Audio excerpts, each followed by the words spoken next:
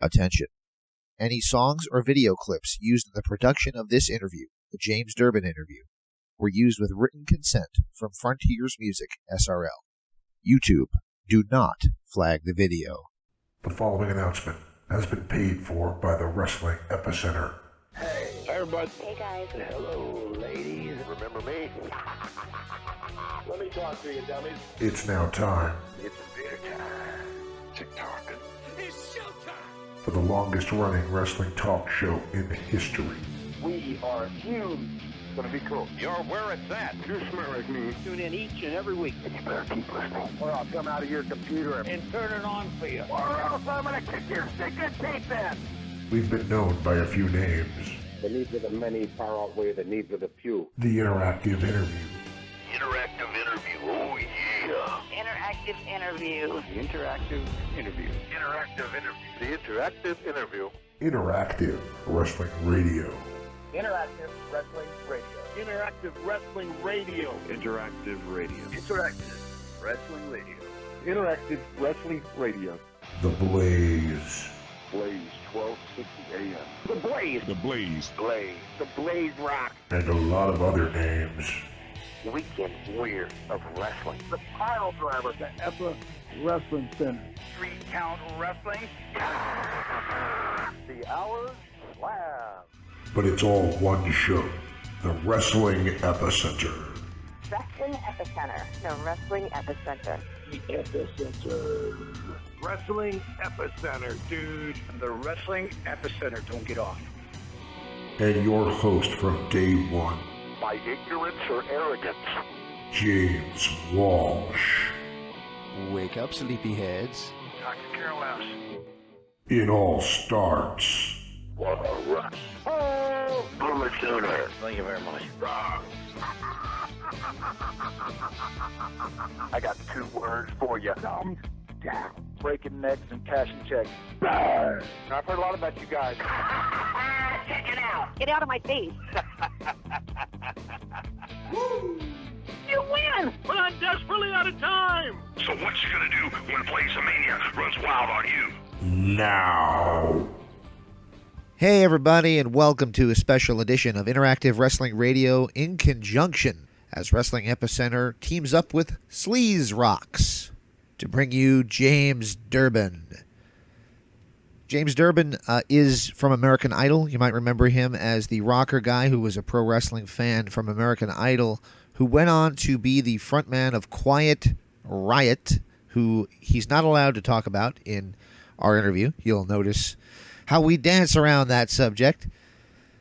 He also has a brand new album out called The Beast Awakens, which he got from Jushin Thunder Liger's alter ego. How awesome is that? This dude is a wrestling fan, and on American Idol, Hulk Hogan made an appearance, ripped his shirt off, threw it at him, and man, I was a fan of this kid as soon as I saw him because he's a real rock and roller.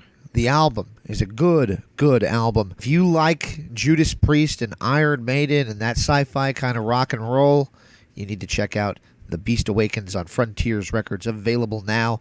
We're in conjunction with sleazeRocks.com, where I write many articles. Thank you to them for posting this interview. And without any further delay, let's get to your interview here on WrestlingEpicenter.com. Yo, maniacs, this is Hulk Hogan, the greatest of all time, and you're listening to The Blaze, 1260 AM. So what you gonna do when Hulk Hogan and Blaze-A-Mania runs wild on you?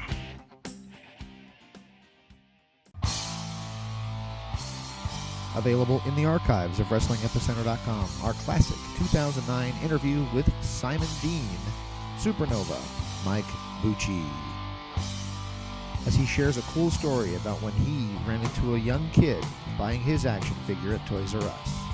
And I was running to Toys R Us just to walk around the aisle and see if my action figure out. I'll never forget, there was a kid in the aisle with his dad, and they were buying figures, and the kid picked my figure up.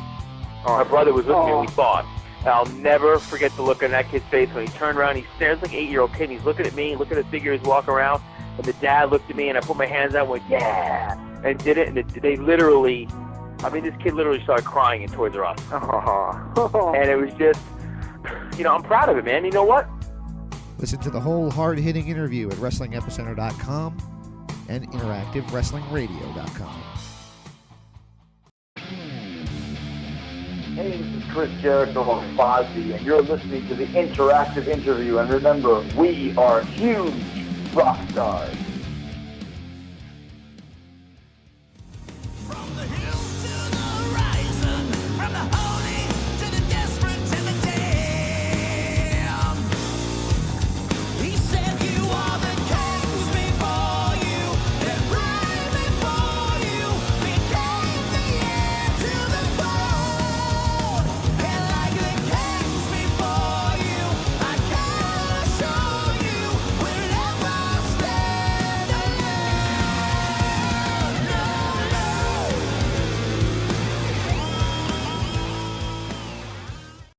Welcome back to Interactive Wrestling Radio. On the Newsmaker line with us right now is a rock star, a bona fide rock star, a real rock star from American Idol originally, and now with his own band Durbin. It is James Durbin. Are you with me, sir? I am here. I am with you. It is awesome to have you on, man. And so this is a strange one for you because this is a wrestling site, but I also work for Sleaze Rock. So we're going to do a little bit of both. We're going to talk a little bit about wrestling and a little bit about music. Is that cool? Yeah, man. It's like peanut butter and jelly. I'm So- there. All right, so let's start out with the new album, which just came out. I reviewed it for sleazeRocks.com, and that, of course, is The Beast Awakens under your last name. Much like Don Dokken does Dokken, you are Durbin. Let's talk about that album. How did that come about, and how are you satisfied with the reaction thus far to the new album? Oh, I'm stoked with it. Completely stoked. Well, the album came about. Frontiers Records contacted me, and I was had just left a band. Everyone knows that, and had just left that, and was planning on making more music of my own. I mean, even during that experience, I never shied away from making my own music. So I knew that I wanted to kind of do a return to heavier rock. But for me, I get so bored, I guess. I get really bored after a while doing the same thing. So I really always like to change it up.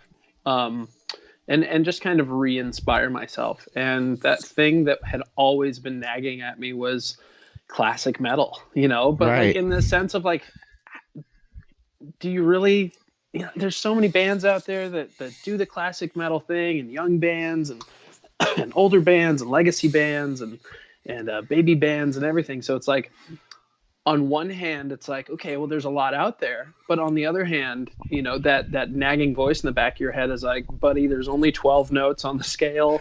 Like every song's had to have been written by now. Every song about like kings and queens and Dungeons and Dragons and all that stuff. Like, it's got to be done, right? Right. And but I just got so curious about it and so inspired. So when Frontiers Records called me and we spoke, and I kind of asked them, like, what kind of album do you guys want me to make? And they said, well, we want to know what kind of album you want to make. I was like, you really want to know? I want to make like a classic metal album, like, mixing vibes of like Dio's first 3 albums and Rainbow and Black Sabbath, like the stuff with blanking right now. Sorry, it's been a whirlwind day. Not just the Dio Sabbath stuff, but the Tony Martin stuff, the stuff off of Tear and stuff like that. So they kind of were like, that's kind of what we were thinking as well.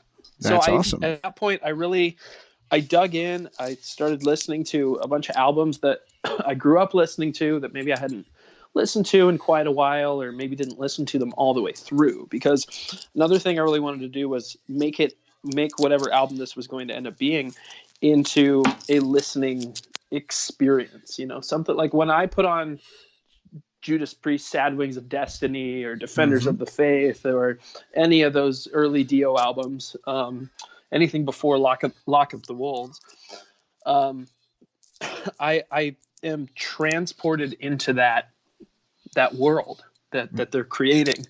And I knew that I wanted to try and do something like that. And, but that's, it's kind of like, where does one start?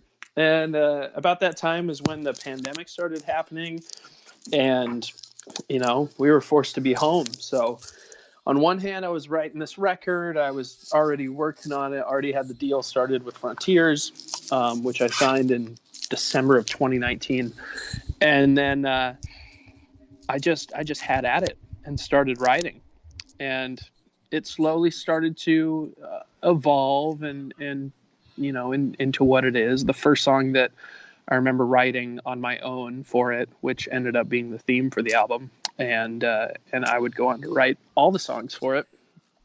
Very cool. Was the title track, "The Beast Awakens"? The Beast Awakens, right? Yeah, and this is where we blend metal and wrestling. Yeah. I was doing a wrestling podcast, and we were talking about New Japan, their Wrestle Kingdom, which would be 2020 Wrestle Kingdom, so January 2020.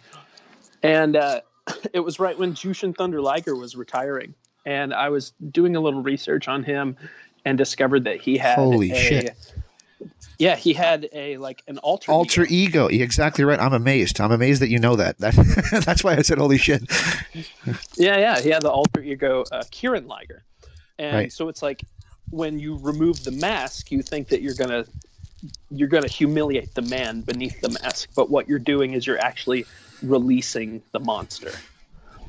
And I was super inspired by that, and one of the words, like one of the series of words in the article that I read was "The Beast Awakens," and I was just like, "Oh my god!" And so I literally right then and there, and I had this riff that I had already written that I'd been working on, because I've never been much of or considered myself a riff writer. So I started singing riffs, and I still have it recorded in my phone on my voice memos of me going bum bum ba da dum bum ba da dum bum ba da ba da down digga digga down down down bum bum bum ba dum bum bum.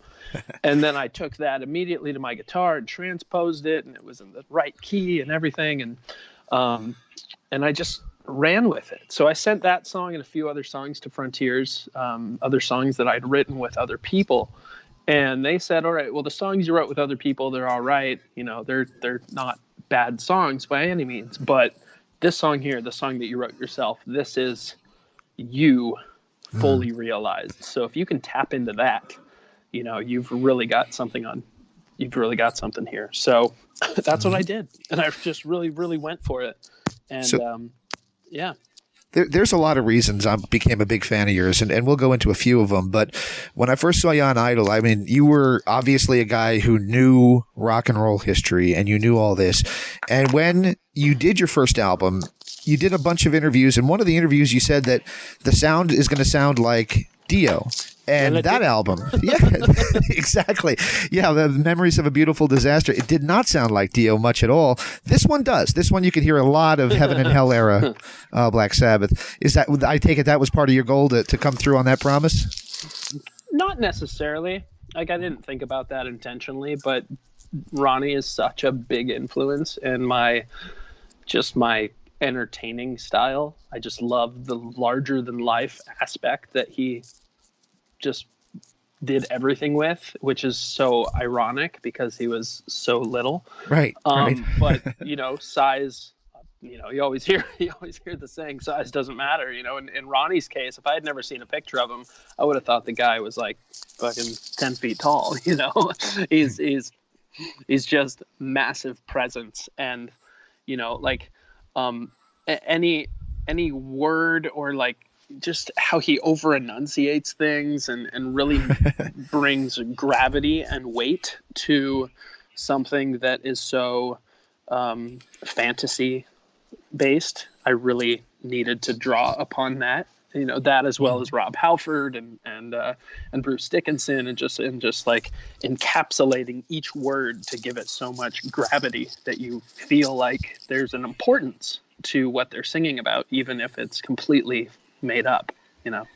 Very cool, very cool. Now, I don't want to talk about this a lot. I'm sure it's not your favorite subject to talk about, but the reason why I gravitated to you so quickly, not only the rock and roll thing, because believe me, American Idol wouldn't have always been on my must-watch list, but I got told, hey, you got to see this guy. And I was like, wow, that's amazing. And I watched every week for that reason.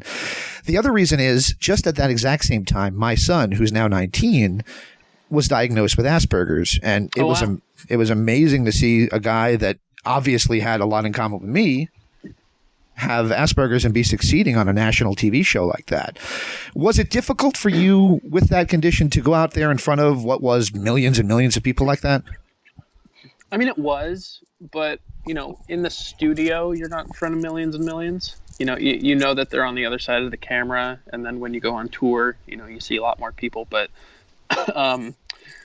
it wasn't really something that was super heavy on my mind. It was just a lot of the new experience and a lot of stress, you know, a lot of, I was gone from my family, from my wife and our son, who was only 18 months old at the time and is now almost 12.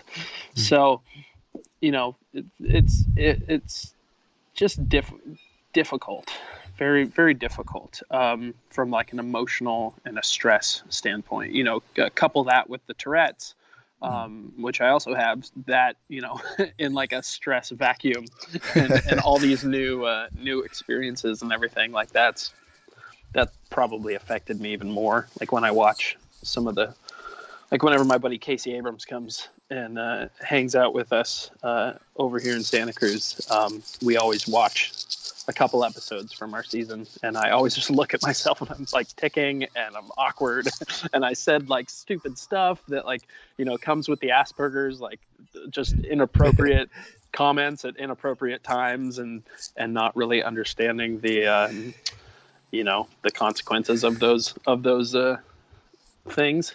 One of my favorites was when you met Tommy Lasorda and the other ones didn't know who he was, and you go, children. And I thought that was friggin' perfect. I love that. That was awesome stuff. Thank you. All right. So another awesome thing happened there, and that is, of course, we found out that you're a wrestling fan with the immortal Hulk Hogan coming on the show. Let's talk a little bit about your wrestling side of things. What about pro wrestling attracted you and brought you into the fold? Well, it was around the time that I was diagnosed. I think it was like, I can't remember the year I was diagnosed, but I was 10 when I was diagnosed. It was right after my dad passed away. And I was already like a weird kid and was very outcasted at school. I had friends. I did have friends. I had girlfriends, you know, like had pretty much a normal kid life. But on top of it, I also had this thing that singled me out. And so I remember it was a particularly awful day at school. And it was just had very low self-esteem and everything. And I remember I took dinner in my room and had a TV in my room. We had cable, and I was flipping through channels. And, you know, I was aware of wrestling growing up, just different people having Austin 316 or, you know, Rock or NWO shirts on and whatnot. But I remember flipping through channels, and maybe 2004. It's got to be earlier than that. I feel like I've been watching longer than that, but maybe it was 2002. I can't remember. It was it sticks out in my mind. RVD versus Jeff Hardy in a ladder match for the Intercontinental title. Yeah, I think that might have been 2002. It might be 2002. Okay, I hope so. You know, this is post-invasion and all that stuff, but that really drew me in. I instantly became a hardcore RVD fan. Like, I just found a sign, a poster sign that I made for a live event that I went to that's got like RVD one of a kind and like, you know, like custom done and artwork and yin yang and dragons and whatnot on one side and Undertaker on the other. But I just really fell in love with it right then and there. And I understood that what I was watching was a work. I understood because I come from a theater background. I understood, like, even I must have been 13, 14. I understood that, you know, it was a performance. It's an art form. I really understood that and immediately was drawn to it. And it's difficult to explain, but these guys kind of using their unique personalities and qualities of themselves and taking those out from their personalities and using them on the outside to, make their characters different and distinct. And I don't know, something about it it was so over the top and so wild. It was, at that point I was getting into to hard rock and metal. So it was mixing like a concert experience with a fight. And I just latched on super hardcore to it. And I met a buddy in high school, and he was super into it, and he would come over, and like, I was a freshman, he was a sophomore, or maybe he was a junior. But even at that point, like, I collected action figures, and I would go to the flea market every weekend, because I did this karaoke circuit. Like, pretty much every night of the week, I knew where there was a karaoke show going on, and would go there and make my rounds. And on the weekends, on Saturdays and Sundays out here in Santa Cruz, we had the flea market, and there was a guy that did karaoke out there, like big ass production, like giant JBL speakers and DJ mixing, and just really cool setup. And so I became friends with him, and I would go out real early and help him set up, and then I do my rounds of the flea market itself, and kind of like scope out, okay, where's the guy that has the wrestling trading cards, right, and where's the guy that has the action figures, where's, like, I've got so much random stuff, like random, like, just memorabilia things, like a vintage Hulk Hogan plastic mask with the tag still on it. I've got a random Macho Man and Miss Elizabeth NWO WCW like special edition action figure set, and just all this random stuff. Currently selling about $300 on eBay, by the way. They're not easy to come by.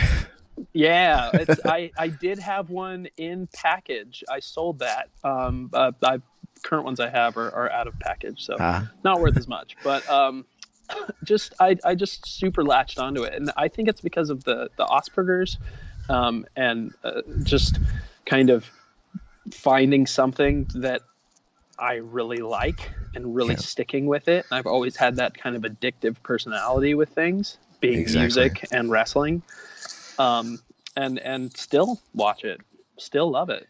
It's even if I poo-poo the product, and even if I don't, like, I sometimes watch the highlight videos or just check the dirt sheets or whatever. And I've been trying to keep with AEW just because it seems like being a part of something that's starting, Yes, and exactly. I watched all those Being the Elite videos on when I toured with the band. I can't say their name because they'll tell me I said the name, but yeah, wish it wasn't like that, but I'm surprised it's like that, but we won't get into that too much. Don't worry. I digress.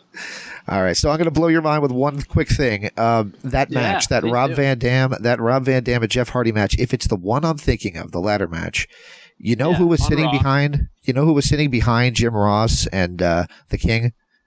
And you could see him on camera. No. The members of Poison. Really? Yeah. Was it an LA show? I think they were on tour at the time. They were doing the Hollywood tour. And I think they just happened to be in the same town, so they were there. So that's a weird coinky dink for you.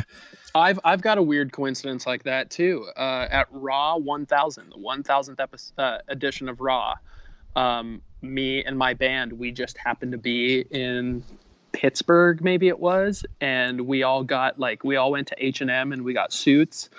And we got full like backstage second row treatment. The owner of Jimmy John's was there front row, and they only stayed for the Brock Lesnar match and then left. And then we got to sit front row, like in camera view. So like on the hard cam side, where the hard cam would see my bald spot. So, backs to the hard cam. But right there when it was like The Rock and Cena, and then CM Punk ran down and gave the GTS to The Rock, and we were just all losing our shit. Like, it was crazy. Like, I think I still have like some confetti and maybe a napkin from that. So yeah, it's just funny. You never know where you're going to be. Where that's a kind of fun thing. I've always thought that would have been cool to, become friends with wrestlers and then to book a tour to play all the towns that the wrestling show is. Yeah. And, you know, make your shows, you know, on stage time after the wrestling events. Yeah, I think that'd be cool. I think a guy on your album has the similar idea, and that, of course, is Chris Jericho. Right? Yeah. So let's talk a little bit about that. Chris Jericho appears on your album, and you guys almost do a duet. I don't know if I should call it a duet, but both of you sing lead. Yeah. So let's talk about that song, and how did that come about? I was, I've got a mountain outside my window. Actually, I'm going to go to the other window and look at the said mountain. And on the album I sing about the sacred mountain, and this is the sacred mountain. But I had an idea to write a song about an exiled king, whether that king were alive or dead. Just kind of changes, but was looking at some lyrics earlier this morning, and the original lyrics for Kings Before You when I was first writing the idea. And I had this idea that I just look at this mountain and I'd love to sit at the top of it. But the view has to be different. You know, I'm looking at this barren mountain covered in trees and this beautiful green hillside. And it looks like something out of Lord of the Rings, of the Shire, or Middle Earth in general. And but was thinking that, imagine I was sitting up there, sitting high atop the mountain. He's not sitting high up, but sitting on the mountain, getting high. So sitting high atop the mountain, and like, what would happen? You know, would a vision come to me? Would something happen? And at that same time, like, I was still feeling uneasy about writing this record, and, you know, letting opinions control me or rule me, or what would the reviews say? What would people think? You know, like, I had the same thing when I wrote Prince of Metal. It's like, oh, shit. You know? What am I asking for writing this? But I kind of had a dream. I can't remember if it was like a full-on sleeping dream or just a daydream or I just have this feeling that Ronnie James Dio approached me and said, you know, don't be afraid. Don't fear doing this. Don't fear writing this album. We never had fear doing this. You know, you're making music. Just write the music. And I did. Sitting high atop the mountain, over all there is to see, the dark side of a rainbow touch the earth beside me, and from the sky descends the wizard as he spreads his hands apart, manifesting right before me, holding out the sacred heart. And tried to put in some different Dio things in there, you know. Yeah. That's awesome. Making it kind of obvious. And then I had finished writing the song and had sent it to Frontiers. Originally, Frontiers didn't want it for the album. And I just kind of ignored that email. It's funny, I was just talking with another Frontiers artist and another former singing show contestant, Renan Zonta. And I was just talking with him today, and just about songs, you know, like Frontiers saying, like, well, you know, we don't want this song, and sticking with it. Their new single that just came out today, their new video, it was the same situation. So I just stuck to it. I tried to make the song better. I changed up the melodies a little bit, and I loved the song so much that I was like, this is kind of the only song that I could imagine somebody else joining me on. And I made a short list and was thinking of a couple guys that I think would have been good for it. And I'll never share the list. I'll never reveal the list, but I think they all would have done it. And I thought Jericho just kind of fit it. You know, it's kind of, I feel like it's in his range, and especially that verse, it just hits. It's got that kind of like that. I don't know how to describe Jericho's voice. It's just kind of piercing. He just has like a really distinctive, piercing voice, and just kind of the way that Dio sang, not to compare the voices, but in the sense that he puts so much emphasis on words in a way that not everybody does. And so I texted him. I was like, "Hey, Chris, if you were to hypothetically sing on a kind of concept album, what kind of character would you want to play?" And he wrote back and he said, "Well, either the villain, or if I couldn't be a villain, then a wizard." And I was like, "Dude, I just freaking wrote a wizard song. I just emailed it to you, man." That's so awesome. he got back to me later that day and was like, "Shit, you wrote that?" Like, I was like, "Yeah, all by myself." And and he was like, "Yeah, hell yeah, I'd love to sing on this."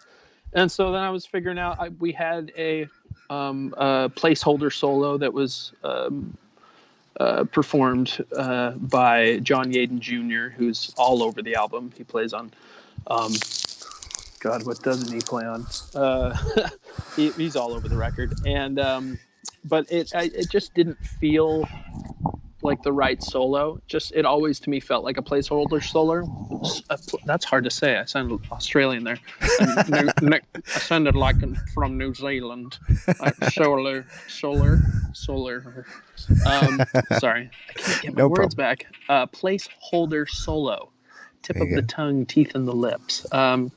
And I was thinking of, not only having Chris on this, what if I had a guest guitar player on this as well? So I met Phil Demmel at a Fozzy show, and we both got up on stage with Chris, and he lives a couple hours from me, and we kind of kept in touch since then, and was like, oh, this might work. And then like the very next day, as I was still thinking about it, they put out a song together of their quarantine group, the Wheel Blocks, doing a cover of Maiden's Aces High. Yes. And I was like, shit, this is perfect. I'm texting Phil right now. So I asked Phil, and I was like, Jericho's on board, and here's the details and everything. Here's the song, and he was like, dude, hell yeah.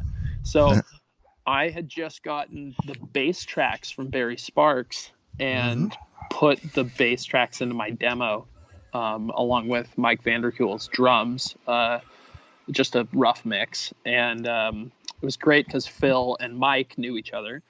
And then, but Barry played this really killer, intricate little, kind of almost a bass solo in the solo section of Kings Before You.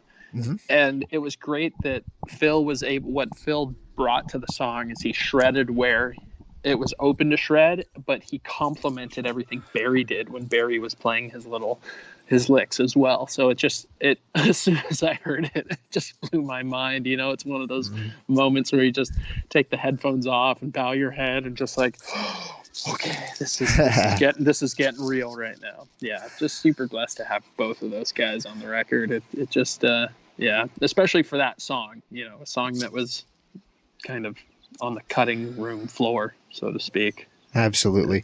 It's weird. I actually interviewed Barry Sparks in 2006 when he just left Dawkins. So it was kind of like, oh shit, he's in the band too. That's amazing. So that's great guy. He's an awesome guy.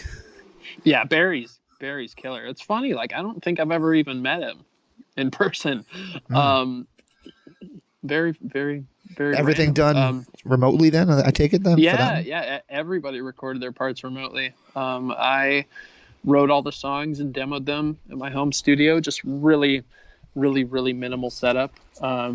Laptop and small audio interface, and just, really basic recording setup. And wrote them, demoed them, and then sent them off to everybody. Sent them off to all the guitar players, and they laid down all their solos remotely. And originally the solos that everybody played were just for the demos, and the performances on those demo takes of the solos were just so solid. I think only one solo was re-recorded, just because of some tuning issues, and that was the solo on Battle Cry. But yeah, all the guitar solos are from the demos, and Mike Vanderkuel recorded all his drums, and Barry did his stuff at home, and yeah, it's crazy. I think Jericho Jericho and my buddy Dylan that played on By the Horns are the only ones that actually went into studios. Everybody kind of did it all at their home.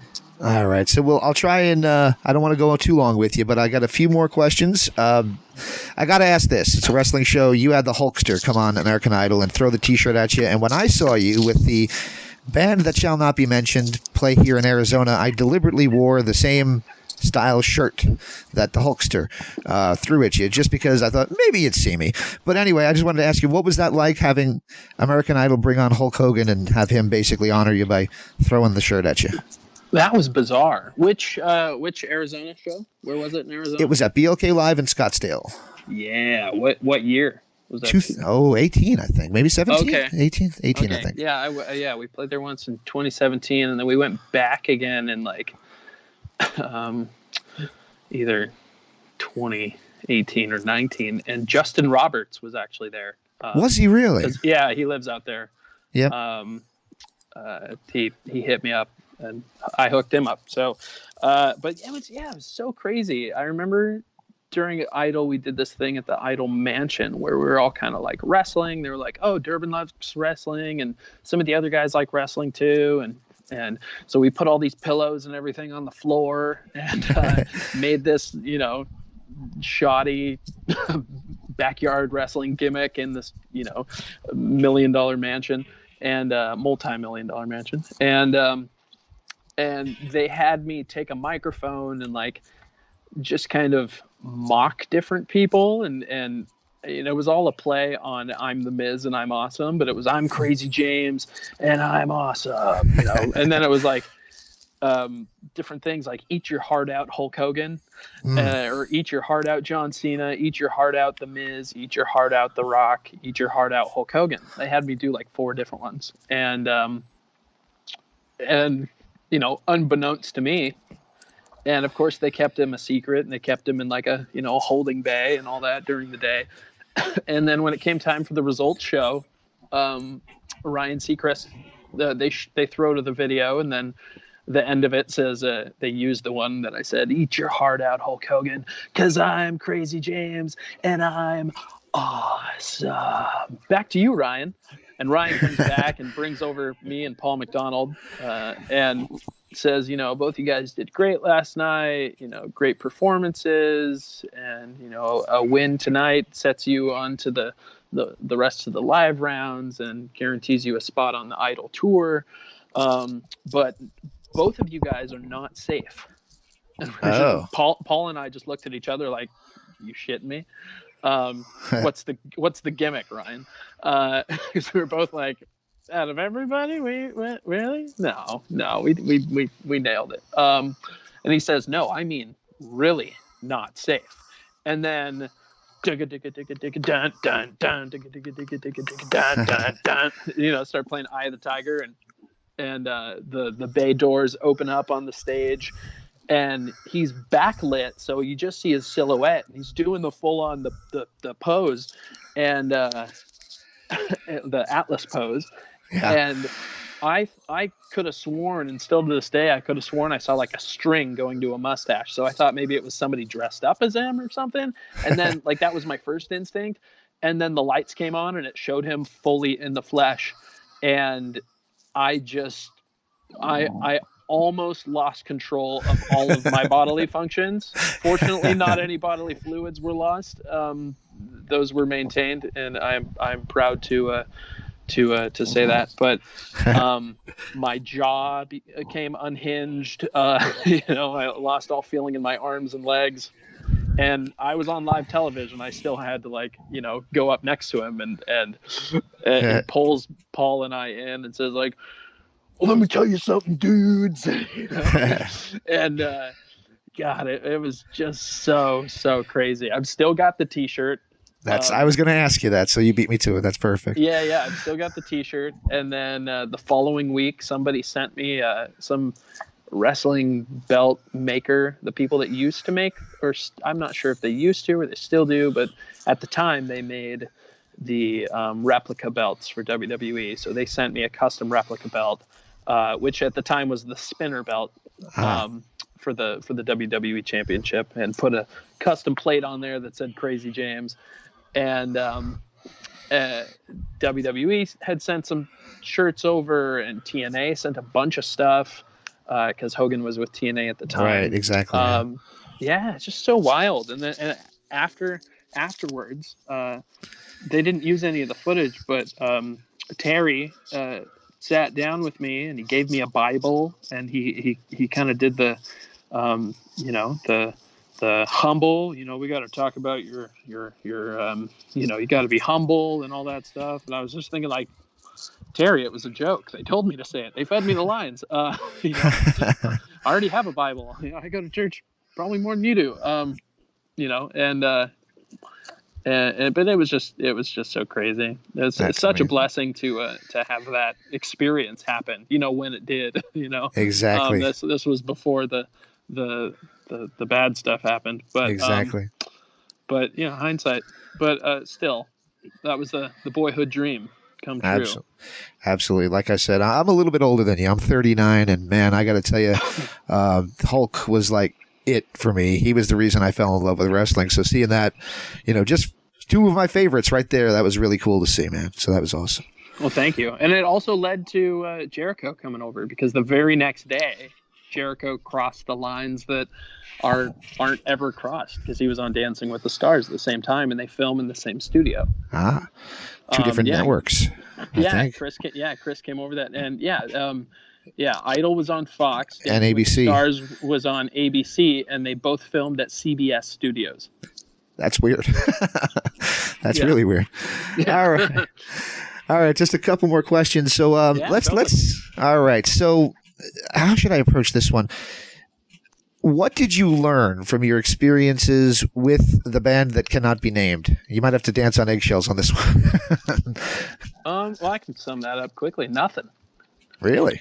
Yeah, I didn't learn anything I didn't know before. For the longest time, I thought that's something that I really wanted, was to step into a band and sing for, a band that had already been established over so many years and all that, and had several different brushes with that almost happening, and different auditions and different things and connections, like just really, really random ones. But it's just very interesting. I didn't really learn anything. No. Wow. No, I had a ton of fun, playing shows and the fun parts of touring, and have good memories of it. But there was of course plenty of bad memories, but nothing that's like that you need to hold on to. So I just kind of let go of that. There was a lot of stress there. And I guess if I had to say that I learned something, is that if there's a lot of stress in your life and you have the choice to not have stress, wouldn't you choose to not have it anymore? I guess that's the one lesson, and it's not always the easiest choice to make. There's a lot of things that were a lot of fun about it. But all in all, it's your life is your life, and you got to make the choices that you think that are appropriate for you and your family, and keeping your family first and your family most important. And it was a tough decision, and tough at the time, but in hindsight, it was the right choice, because I wouldn't trade all this time with my family for anything. Absolutely. I love it, man. So we've kind of already covered this, but I'll ask it, and maybe we can get a shorter version and then one final question to plug Frontiers one more time. But in an album review for I can't say it. For an album review for the band, we can't say. There was a YouTube video, and I watched the review. I had the album, but I kind of just wanted to see what other people thought of it. And which one was it? The first one? It was the first one. It was the first one. Yeah, the first. I have all three, by the way, but it was the first one. And the guy in the background on his wall, even though he's talking about music, were his action figures, wrestling action figures, WWE action figures. And I remember thinking, Jesus Christ, it's like there's this weird this weird vortex around wrestling and metal music. And I interviewed a guy from Ring of Honor. His name is Sledge, and he goes by the Metal Madman. And I asked him this question. I'll ask you, what is the connection between pro wrestling and heavy metal, and why are so many of us drawn to both? I think it's, the over the top, the ring entrance music, the explosions, just you're kind of waiting on the edge of your seat for something to happen. The heavy metal, rock and roll, it's really unexpected. It's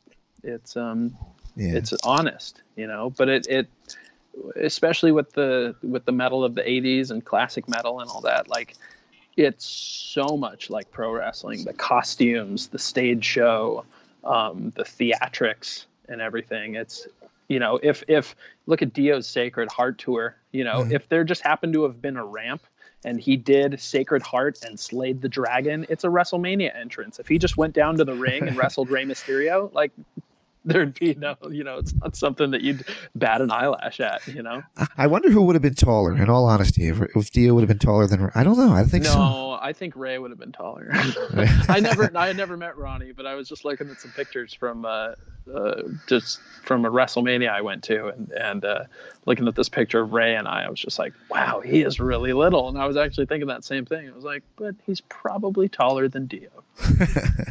I remember I went to, shortly after he passed, I went to not Hollywood Forever, Forest Lawns, and I went to Dio's memorial, and I stood there next to the urns, and I don't admit this often, but I admit that I sat there and I cried for probably 10 minutes straight, just thinking this guy was such a huge influence on me that it's unbelievable. But anyway, with that pleasant thought, let's get back to the final question, and that is Frontiers Records put out a press release right around the time that this was all coming together, and that was that it was going to be a multi-album contract. And I guess we can say, can we expect more of the same with future albums, and how does that stand at the moment with you and Frontiers?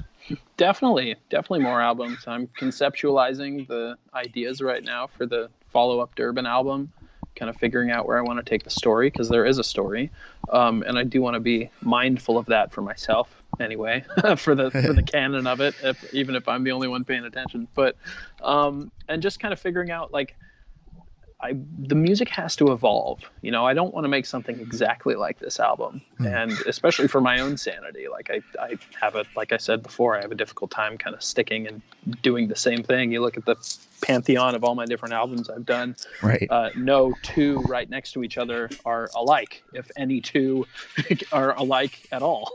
But there's definitely going to be a much closer relation between the follow-up Durbin album and its predecessor. So there's definitely going to be that.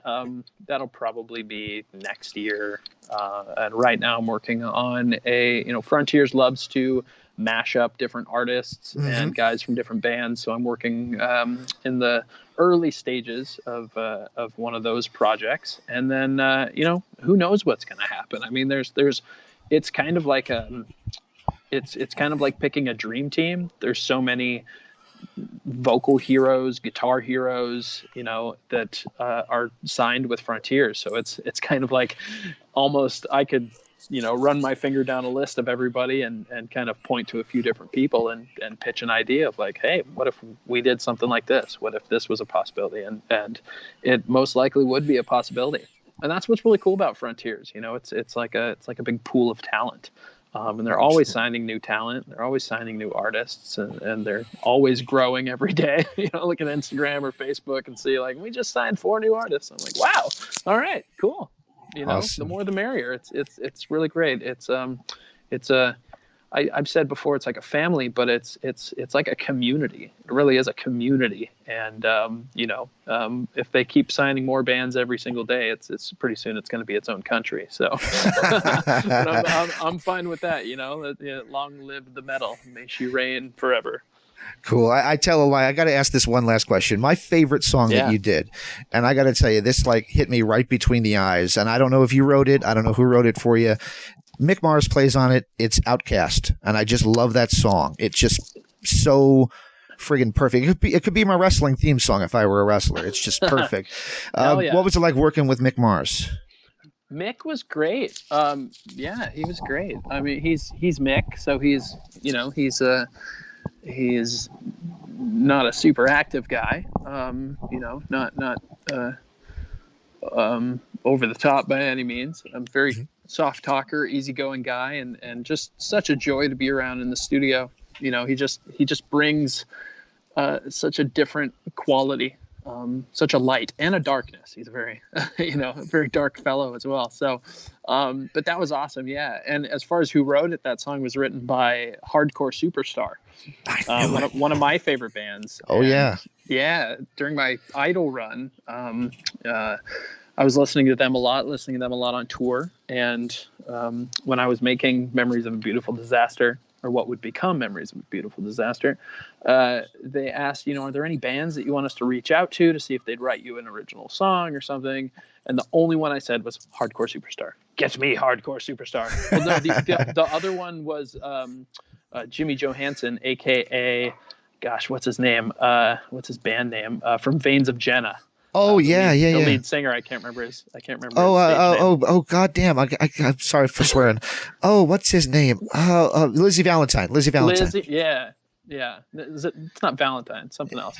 Lizzie something. Maybe Lizzie something. Yeah, I don't know. Lizzie something. But we had reached out to him as well, and he sent a song called "Stare at the Sun" / End of Days, and he ended up putting that out as a single with. He wrote that for me. There was like a hurricane going on, and he ended up putting that out with his band. What's his band called? I can't remember his band. He's got a newer band, like the Bad Intentions. Bad Intentions. Yeah, that's a great album too. Yeah. Cruel Intentions. Cruel Intentions. Yeah. Yeah. And but yeah, Hardcore Superstar wrote Outcast, and they told me that it was cut from their Black album, which I guess would have been Dreamin' in a Casket. Lizzie Devine, by the way. Lizzie Devine, that's right. Yeah. So yeah, he wrote that, and I think Lizzie Valentine might be a porn star. Oh, okay. Go figure. if it's not, it is now. But yeah, so yeah, Hardcore Superstar guys, and I haven't got a chance to play it with them, but I did. I've been to a few of their shows when they came to the States after a 15-year hiatus, and then got to open for them and Michael Monroe in San Jose, which was just a dream. I love my my Scandinavian heavy metal. So absolutely, that was just a super dream come true. And getting on stage with Hardcore Superstar a couple times to do Last Call for Alcohol at the Whiskey, or doing Dreamin' in a Casket there at that concert that I opened for them. So yeah, just it's crazy, some things that you never imagine. You're listening to an album and you love a band and you're a follower of them and what they stand for, and then you get this chance where someone says, hey, if you can have anybody write you a song, who would it be? It's my favorite band. It's really something. Beautiful. All right, man. Well, I've taken up enough of your time, but before I let you go, can I ask for one last favor from you? Hey, please. It's a station ID. Do you mind if I ask you to say, this is James Durbin, and you're listening to the Wrestling Epicenter? Yeah, you got it. Hey, this is James Durbin, and you are listening to the Wrestling Epicenter. Beautiful, man. I really appreciate that. That was a blast, man. I really appreciate that. Likewise. Thank you. Anytime. Literally anytime. It's a pleasure to not only talk music, but talk wrestling. Don't get to talk wrestling nearly as much as I think about wrestling. Yeah, you're even your PR guy. He hit me up with a question like out of nowhere. He's like, "Hey, who's going to be AEW's surprise signing?" He just out of nowhere, he just sent me an email. And I'm like, I don't know. Turned out to be Christian, but there you go. Yeah. John, I was surprised about that too. John works with so many different metal bands all across the genre and has for so many years. And he sent me, he heard that I did like a wrestling podcast or something, and he was like, "Oh, check out this shirt. It's a take on the NWO black and white shirt, and it says GHWW, Get High, Watch Wrestling." And so yeah, he emailed me the other day and was like, "Who's it gonna be? Who's it gonna be?" Yeah. And then I gave him this whole rundown of like, "Oh, I thought this was really great on the pay-per-view," and it was just so funny. It's like a dirt sheet review of like, man, like, did you see that match between Ray Phoenix and Lance Archer from a few weeks ago? Match of the year contender, man. It's high caliber. Pac and Penta and Ray Phoenix got to be the greatest wrestlers in the whole company. Beautiful, man. Did you love the explosion? Yeah. Did you see the explosion at the end? Oh gosh. It's cringeworthy. It's just so like, oh no. It's like you feel for them. If there was only a way to like, alert Eddie Kingston in that moment, exactly, and then for him to get up and like start stomping on Moxley anyway, of like a double turn.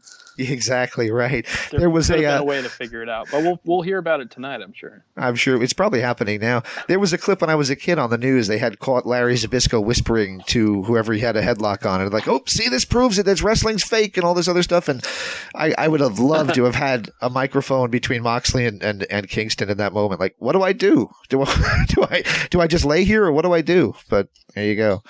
It's too much, way too much. I think what they're gonna do, I think what I read is they're gonna, and what people were saying on Twitter and stuff is that because Kenny Omega built that setup, that he, he's not a pyrotechnics expert, so he's probably gonna brush it under the ring, pun intended, that way. But gosh, it's gonna be funny to see how they spin it. Absolutely, man. Well, again, I thank you so much for your time. You gave me more than I asked for, and I just thank you so much. I appreciate it. Absolutely, and say hi to your son for me, please. Will do. Absolutely. I have two sons too. My youngest two also, by the way, was diagnosed with Asperger's later on too. So. Oh, right on. Cool. Kind of strange. Both, Will do. Man. Small world. I've never been diagnosed, but I probably have it too. Oh yeah, dude. I think my mom is like super autistic. My wife and I talk about it all the time. Exactly.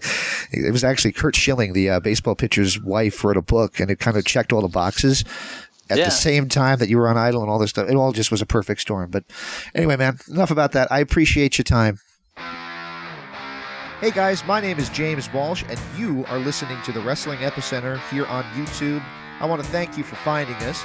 Please do me a favor and click that subscribe button and the notifications bell. If you get the chance on this video, click the like button. If you do, it'll turn blue. Check it out.